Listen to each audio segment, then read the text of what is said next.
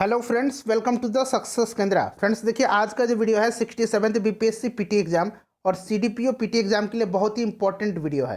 क्योंकि फ्रेंड्स इस वीडियो में हम लोग एडिटोरिया का जो नया प्रैक्टिस बुक आया हुआ है, जिसमें टोटल 15 मॉडल प्रैक्टिस सेट दिए गए हैं। इन सभी प्रैक्टिस सेट में जितने भी बिहार से संबंधित क्वेश्चन हैं, यानी कि जो बिहार स्पेशल के प्रश्न हैं, उनको हम लोग इस वीडियो में कवर करेंगे। और फ्रेंड्स इन सभी बिहार स्पेशल के प्रश्नों को हम लोग 2 वीडियो में कवर करने वाले हैं। आज हमारा यह पहला वीडियो है। 2 वीडियो में मैं इसलिए आपको कवर करवा रहा हूं ताकि वीडियो बहुत ज़्यादा लंबी ना हो, देखने में आपको असुविधा ना हो। चैनल पर अगर आप पहली बार आए हैं तो सब्सक्राइब करके बेल आइकन को जरूर दबा लीजिएगा, ताकि जब भी बीपीएससी और सीडीपीओ से संबंधित कोई भी इंपॉर्टेंट वीडियो अपलोड किया जाए तो उसका नोटिफिकेशन सबसे पहले आपके पास पहुंच जाए। तो चलिए फ्रेंड्स, बिना देरी किए हुए आज का सेशन स्टार्ट करते हैं। फ्रेंड्स प्लीज़ वीडियो को लाइक और शेयर जरूर कर दीजिएगा। तो फ्रेंड्स आज का पहला प्रश्न देखिए। पहला प्रश्न है कि बिहार प्रांतीय किसान सभा की स्थापना कब हुई थी। देखिए फ्रेंड्स, अगर आपको आंसर पता है तो आप आंसर कमेंट में देकर भी बता सकते हैं। मैं कोशिश करूंगा कि एक प्रश्न के साथ साथ आपके 2-3 प्रश्न कवर होते चले, इसीलिए जो भी मैं एक्सप्लेन करूंगा उसको आप ध्यानपूर्वक जरूर सुनिएगा। तो देखिए फ्रेंड्स, ध्यान दीजिएगा। नवंबर 1929 में सोनपुर मेला के अवसर पर आयोजित एक सभा में स्वामी सहजानंद सरस्वती की अध्यक्षता में बिहार प्रांतीय किसान सभा की स्थापना हुई थी। इस सभा का विस्तार बिहार के गांवों में करने में उन्हें कार्यानंद शर्मा, राहुल सांकृत्यायन, पंचानन शर्मा, यदुनंदन शर्मा आदि वामपंथी नेताओं का सहयोग मिला। तो इसका राइट आंसर हो जाएगा नवंबर 1929, ऑप्शन नंबर ए। आप चाहें तो स्क्रीनशॉट लेते चलिएगा। बिहार की भूमि पर पहली बार भारतीय राष्ट्रीय कांग्रेस का अधिवेशन कहाँ हुआ था। तो देखिए फ्रेंड्स, इसका जो करेक्ट आंसर हो जाएगा वो आपका option number B, Bankipur Patna हो जाएगा। देखिए, बिहार में कांग्रेस का प्रथम अधिवेशन 1912 में पटना के बांकीपुर में आयोजित किया गया था। यह कांग्रेस का 27वां अधिवेशन था, जिसकी अध्यक्षता रघुनाथ नरसिंह माधोलकर यानी कि RN माधोलकर द्वारा की गई थी। इस अधिवेशन के महासचिव सच्चिदानंद सिन्हा थे तथा मौलाना मजहरुल हक स्वागत समिति के अध्यक्ष थे। तो इन सभी पॉइंट्स को आप ध्यान रखेंगे। चलिए, अगला क्वेश्चन है हमारा कि चंपारण में कृषि की स्थिति की जांच करने के लिए बनी चंपारण एग्रीगेरियन समिति के अध्यक्ष कौन थे। इंपॉर्टेंट क्वेश्चन है, बताइए। तो देखिए फ्रेंड्स, चंपारण एग्रीगेरियन समिति के जो अध्यक्ष थे वो थे FG सलाई, यानी कि ऑप्शन नंबर डी जो होगा राइट आंसर हो जाएगा। ठीक है फ्रेंड्स, देखिए इस समिति का गठन चंपारण सत्याग्रह के बाद किया गया था। इस समिति ने 3 कटिया प्रथा को समाप्त करने और किसानों के भूमि का जो कर था उसका 25% जो है माफ़ करने का जो है सिफारिश किया था, जिसे मान लिया गया था। 1919 में चंपारण एग्रेरियन अधिनियम पारित किया गया, जिससे किसानों की स्थिति में सुधार हुआ। तो ध्यान रखेंगे, 1919 में चंपारण एग्रेरियन अधिनियम पारित किया गया था। उसके बाद नेक्स्ट क्वेश्चन देखिएगा कि प्राचीन मगध महाजनपद में कौन सा आधुनिक क्षेत्र शामिल नहीं था। तो देखिए, बिहार में 3 महाजनपद थे। कौन कौन थे? तो फ्रेंड्स, ये अंग महाजनपद था, उसके बाद वज्जी महाजनपद था और मगध महाजनपद था। देखिए फ्रेंड्स, 16 महाजनपदों में सबसे शक्तिशाली महाजनपद मगध था। ठीक है फ्रेंड्स, और उसका जो क्षेत्र था वो बिहार का पटना, गया और शाहाबाद का क्षेत्र उसमें शामिल था। इसमें मुजफ्फरपुर जो था शामिल नहीं था मगध में। चलिए नेक्स्ट क्वेश्चन देख लीजिएगा। अगला क्वेश्चन हमारा कि बिहार में नवपाषाण युग के अवशेष किस या किन स्थानों से प्राप्त हुए हैं। तो फ्रेंड्स देखिए, बिहार में नवपाषाण युग के अवशेष जो हैं यह चिरांद और चेचर से प्राप्त हुए हैं। तो उपरोक्त में से एक से अधिक जो होगा इसका करेक्ट आंसर हो जाएगा। ठीक है फ्रेंड्स, कहाँ से प्राप्त हुए हैं तो ध्यान रखेंगे, चिरांद जो कि सारण और चेचर वैशाली वहाँ से प्राप्त हुए हैं। नेक्स्ट क्वेश्चन देख लीजिएगा कि शेर शाह ने पटना को कब बिहार की राजधानी बनाया था। तो देखिए फ्रेंड्स, 1541 में, ध्यान रखेंगे 1541 में शेर खां पाटलिपुत्र में एक किले का निर्माण करवाया और राजधानी को बिहार शरीफ से हस्तांतरित करके पाटलिपुत्र ले आया था। राइट आंसर इसका 1541 हो जाएगा, तथा पाटलिपुत्र का नया नामकरण किया पटना। इसको भी आप ध्यान रखेंगे। उसके बाद नेक्स्ट क्वेश्चन देख लीजिएगा कि तुगलक काल में बिहार की राजधानी कहाँ थी। तुगलक काल में बिहार की राजधानी बिहार शरीफ थी। Option number C right answer हो जाएगा। उसके बाद नेक्स्ट क्वेश्चन देख लीजिएगा। अगला प्रश्न है कि वर्तमान पटना कॉलेज किस यूरोपीय कंपनी की फैक्ट्री थी। तो देखिए फ्रेंड्स, डच व्यापारियों ने 1632 ईस्वी में पटना में अपनी फैक्ट्री स्थापित की थी। डच फैक्ट्री वर्तमान में पटना कॉलेज का उत्तरी इमारत है तथा अंग्रेजी फैक्ट्री गुलजार बाग में गवर्नमेंट प्रिंटिंग प्रेस है। तो राइट आंसर इसका डच हो जाएगा, ऑप्शन नंबर सी। ये याद रखेंगे 1632 में डचों ने पटना में अपनी फैक्ट्री स्थापित की थी। उसके बाद देखिएगा फ्रेंड्स कि प्रसिद्ध नर्तकी आम्रपाली का संबंध किस नगर से था। तो इसका संबंध जो था फ्रेंड्स वैशाली से था, option number D right answer इसका हो जाएगा। उसके बाद नेक्स्ट क्वेश्चन देख लीजिएगा, इंपॉर्टेंट क्वेश्चन है फ्रेंड्स, काफ़ी इंपॉर्टेंट क्वेश्चन है। देखिए प्रश्न को ध्यान से पढ़िएगा कि किस प्राचीन ग्रंथ में पहली बार वर्तमान बिहार के भौगोलिक क्षेत्र की चर्चा मिलती है। तो पहली बार जो मिलती है ये मिलती है शतपथ ब्राह्मण में, ऑप्शन नंबर ए राइट आंसर इसका हो जाएगा। ठीक है फ्रेंड्स, वहीं अगर हम बात करें तो अथर्ववेद में बिहार के लिए व्रात्य शब्द का प्रयोग किया गया है और ऋग्वेद में कीकट का जो है प्रयोग किया गया है। ठीक है, कीकट प्रदेश कहा गया है ऋग्वेद में। तो राइट आंसर इसका ऑप्शन नंबर ए हो जाएगा, शतपथ ब्राह्मण में। अगला प्रश्न देखिए फ्रेंड्स, अकबर द्वारा बिहार पर नियंत्रण स्थापित करने के क्रम में किससे संघर्ष करना पड़ा। तो ध्यान दीजिएगा 1574 से लेकर के 1576 ईस्वी, ठीक है, 1574 से 1576 ईस्वी के बीच में जब अकबर ने बिहार पर नियंत्रण स्थापित किया, उस समय बिहार में दाऊद खां कारा रानी का शासन था। राइट आंसर इसका ऑप्शन नंबर बी हो जाएगा, दाऊद खां कारा रानी। और ध्यान रखेंगे फ्रेंड्स 1580 ईस्वी में, ठीक है, 1580 ईस्वी में बिहार को मुगल साम्राज्य के एक प्रांत के रूप में घोषित किया गया था। नेक्स्ट क्वेश्चन देख लीजिएगा कि किस मध्यकालीन शासक द्वारा राजगीर के जैन मंदिरों में दान देने के प्रमाण मिले हैं। तो राजगीर के जैन मंदिरों के अभिलेखों में फिरोज शाह तुगलक द्वारा उन्हें दान देने के उल्लेख हैं। राइट आंसर हो जाएगा option number B, Firoz Shah Tughlaq. देखिए फ्रेंड्स, फिरोज शाह तुगलक जो था यह ब्राह्मणों पर जजिया कर लागू करने वाला पहला मुसलमान शासक था। इसने दीवाने बंदगान नामक दास विभाग की स्थापना किया था, दीवान एक खैरात नामक दान विभाग की स्थापना किया था और दीवाने इस्तिहाक नामक पेंशन विभाग की स्थापना किया था। तो आप सबको ध्यान रखेंगे। उसके बाद अगला प्रश्न देखिए फ्रेंड्स, प्लीज़ वीडियो को लाइक कर दीजिएगा, काफ़ी मेहनत करके मैं यह वीडियो तैयार किया हूँ आपके लिए। 1919 ईस्वी में दरभंगा महाराज के विरुद्ध किसानों को किसने संगठित कर आंदोलन का नेतृत्व किया था। इंपॉर्टेंट क्वेश्चन है। तो देखिए फ्रेंड्स, चंपारण सत्याग्रह के बाद मधुबनी जिला के किसानों को दरभंगा राज्य के स्वामी विद्यानंद ने संगठित किया था और 1922 में महाराज ने किसानों की कुछ मांगे स्वीकार की थी। तो राइट आंसर इसका हो जाएगा Swami Vidyanand, option number C right answer इसका हो जाएगा। उसके बाद देखिए मौर्य काल में शिक्षा का सर्वाधिक प्रसिद्ध केंद्र था। तो फ्रेंड्स यह तक्षशिला था, ठीक है, तक्षशिला था, option number D right answer इसका हो जाएगा। उसके बाद देखिए प्रारंभिक मध्यकाल में बिहार का क्षेत्र किसके बीच संघर्ष का अखाड़ा बना रहा। तो देखिए प्रारंभिक मध्यकाल यानी कि सल्तनत काल में बिहार का क्षेत्र दिल्ली और बंगाल के बीच संघर्ष का अखाड़ा बना रहा। मुस्लिम आक्रमण के पूर्व बिहार दो राजनीतिक क्षेत्रों में विभाजित था, दक्षिण में मगध और उत्तर में मिथिला राज्य प्रमुख था। पाल वंशीय व्यवस्था कमजोर पड़ रही थी उस समय, ठीक है। तो ये बंगाल और दिल्ली, राइट आंसर इसका हो जाएगा, बंगाल और दिल्ली के बीच संघर्ष का अखाड़ा बन रहा था।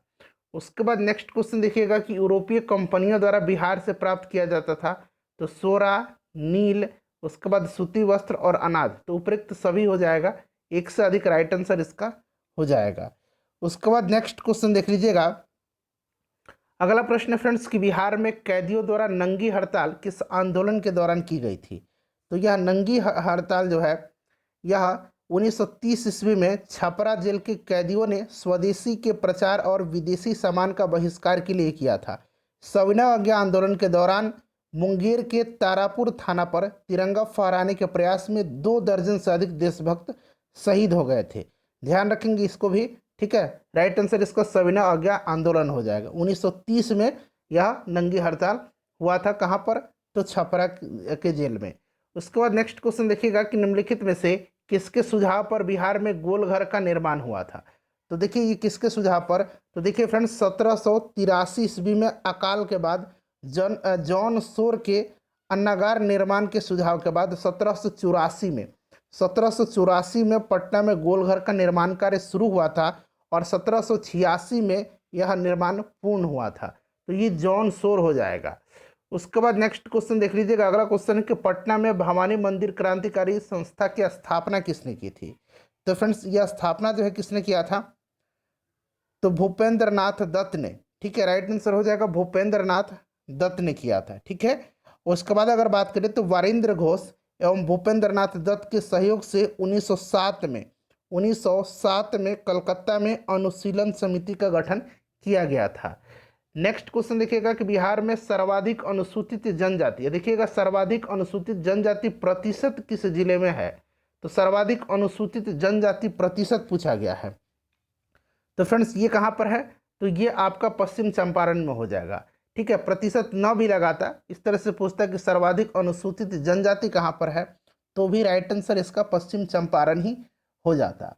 ठीक है फ्रेंड्स, उसके बाद अगर हम बात करें कि यहाँ पर कि सर्वाधिक अनुसूचित जाति प्रतिशत कहाँ है, जनजाति नहीं जाति प्रतिशत कहाँ है, तो ये गया में है। तो इसको भी आप साथ साथ ध्यान रखेंगे।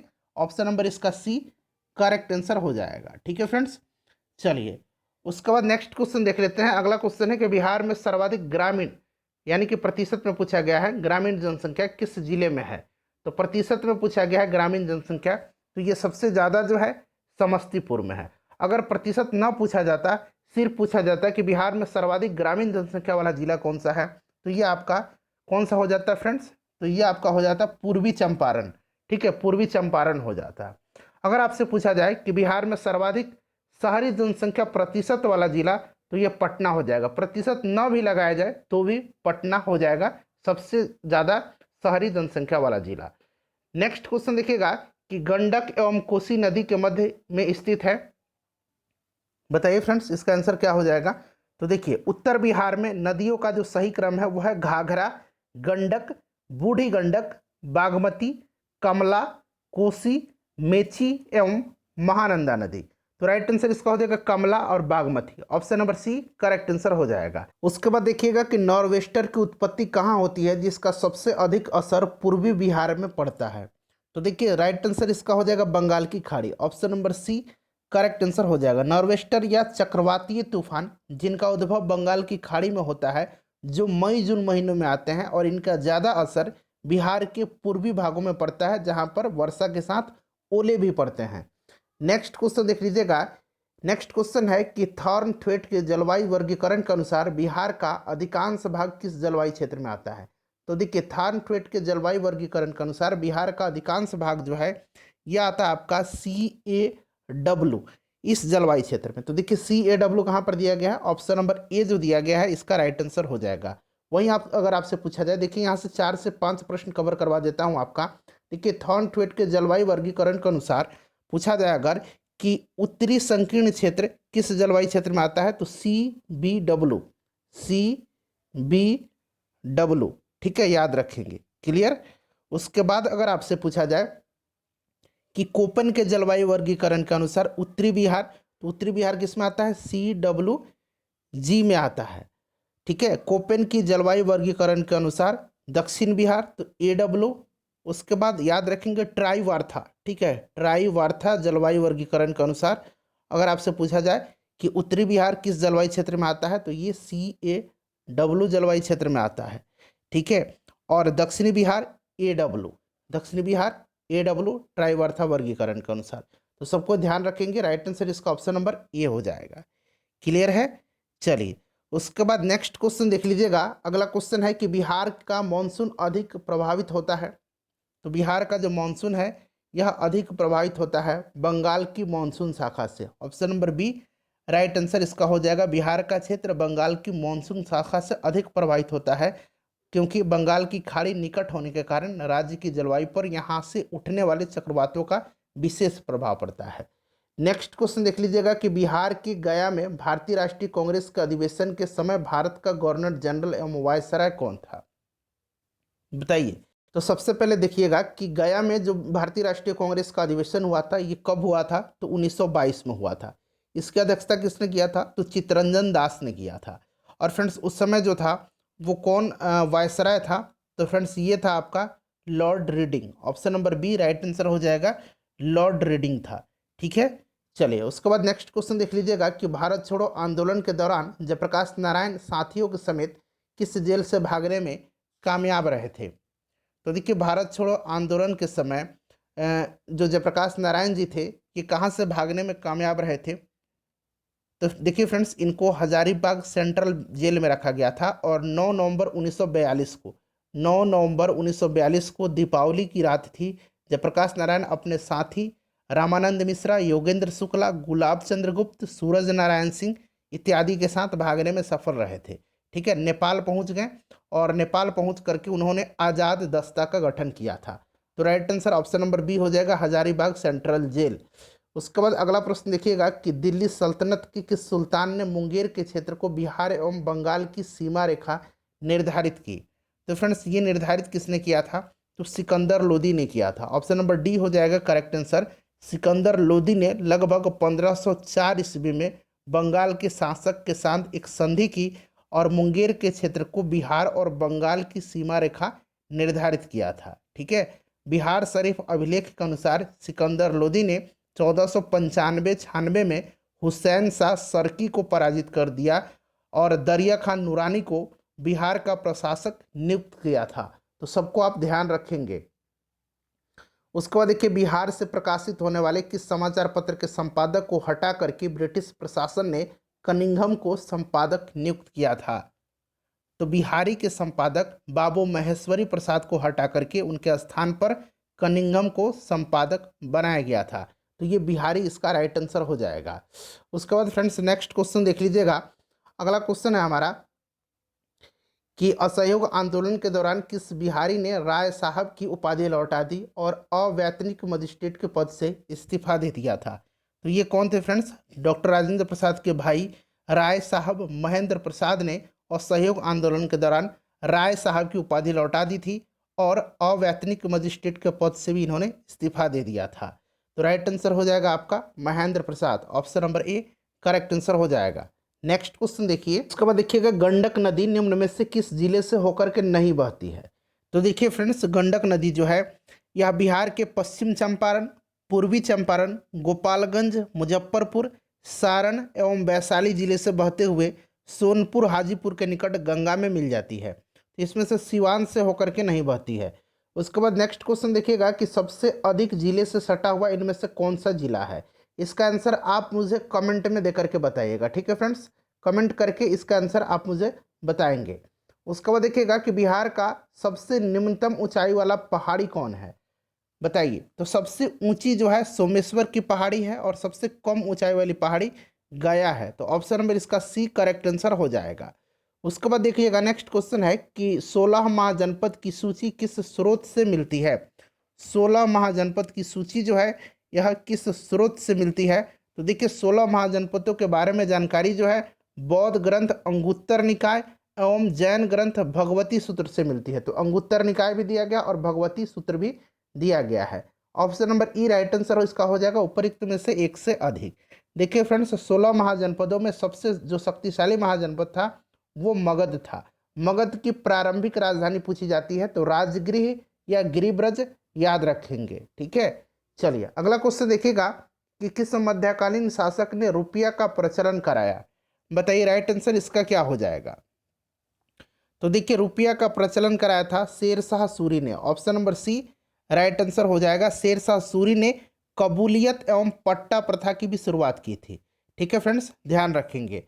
उसके बाद अगला क्वेश्चन देखिएगा कि निम्नलिखित में से कौन बिरसा मुंडा के आदर्श में शामिल नहीं था, बताइए।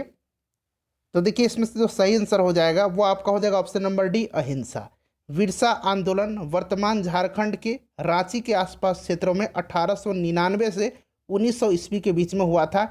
इससे उलगुलान विद्रोह भी कहा जाता है। ठीक है फ्रेंड्स, ध्यान रखेंगे। उसके बाद नेक्स्ट क्वेश्चन देखिएगा कि लोटा विद्रोह किस आंदोलन की तुरंत पूर्व की घटना है। लोटा विद्रोह, देखिए लोटा विद्रोह जो है ये 1856 में हुआ था। ठीक है फ्रेंड्स, 1856 में हुआ था। मुजफ्फरपुर जेल के कैदियों द्वारा पीतल के लोटे की जगह मिट्टी के लोटे दिए जाने के विरोध में किया गया था। तो ये 1857 की क्रांति के जस्ट पहले हुआ था, 1856 में। उसके बाद देखिएगा कि बिहार में बाल बजट की शुरुआत कब से की गई। बिहार में बाल बजट की शुरुआत जो है यह 2013-14 में हुई थी। ठीक है फ्रेंड्स, जिसमें बाल कल्याण से संबंधित सभी योजनाओं के विवरण प्रस्तुत किए जाते हैं। राइट आंसर इसका हो जाएगा 2013-14। उसके बाद देखिएगा कि बिहार में जल जीवन हरियाली मिशन का शुभारंभ कब किया गया था। तो फ्रेंड्स ध्यान दीजिए, देखिए राष्ट्रपिता महात्मा गांधी के जन्मदिन के अवसर पर 2 अक्टूबर 2019 को मुख्यमंत्री नीतीश कुमार द्वारा जल जीवन हरियाली मिशन का शुभारंभ किया गया था। राइट आंसर इसका ऑप्शन नंबर सी हो जाएगा 2 अक्टूबर 2019। इससे पहले 9 अगस्त 2019 को बिहार पृथ्वी दिवस के अवसर पर जल जीवन हरियाली अभियान के जागरूकता कार्यक्रम की शुरुआत नीतीश कुमार जी ने किया था। ठीक है, तो ये सही आंसर इसका 2 अक्टूबर 2019 हो जाएगा। उसके बाद देखिएगा कि 1937 में चुनाव में कांग्रेस की जीत के बाद भी श्री कृष्ण सिंह ने बिहार में सरकार का पहले गठन क्यों नहीं किया था। तो राइट आंसर इसका हो जाएगा वे मंत्रियों के वैधानिक कार्यों में राज्यपाल से हस्तक्षेप नहीं करने का आश्वासन चाहते थे। ठीक है, तो राइट आंसर इसका ऑप्शन नंबर बी हो जाएगा। उसके बाद नेक्स्ट क्वेश्चन देख लीजिएगा कि बिहार प्रादेशिक सम्मेलन का प्रथम अधिवेशन निम्नलिखित में से किस स्थान पर किया गया। तो वर्ष 1908 में बिहार प्रादेशिक सम्मेलन का पहला अधिवेशन पटना में आयोजित किया गया था। इस सम्मेलन में मोहम्मद फखरुद्दीन ने बिहार को बंगाल से पृथक कर एक नए प्रांत के रूप में संगठित करने का प्रस्ताव रखा, जिसे सर्वसम्मति से स्वीकार कर लिया गया था। वर्ष 1908 में बिहार प्रादेशिक सम्मेलन का पहला अधिवेशन पटना में आयोजित किया गया था 1908 में। ठीक है, तो ध्यान रखेंगे आप।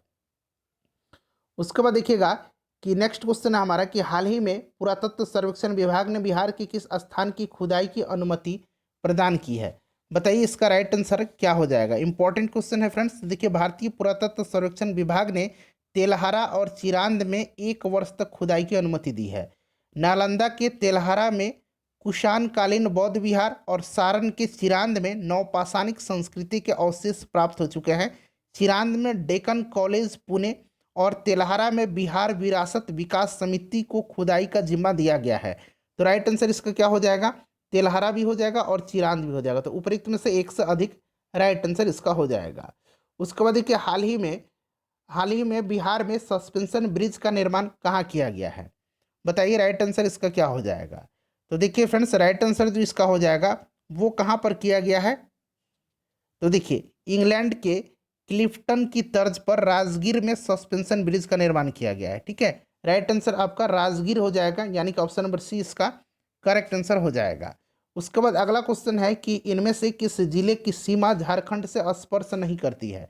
तो देखिए फ्रेंड्स झारखंड से सीमा साझा करने वाले जो जिले हैं वो रोहतास है, औरंगाबाद है, गया है, नवादा है, जमुई है, बांका है, भागलपुर है और कटिहार है। इसमें से कैमूर नहीं है। अगला प्रश्न देखिएगा। देखिए अगला प्रश्न है कि पटना विश्वविद्यालय की स्थापना कब हुई थी। तो देखिए फ्रेंड्स पटना विश्वविद्यालय की स्थापना जो है यह कब हुई थी, तो 1917 में हुई थी। ऑप्शन नंबर ए राइट आंसर हो जाएगा।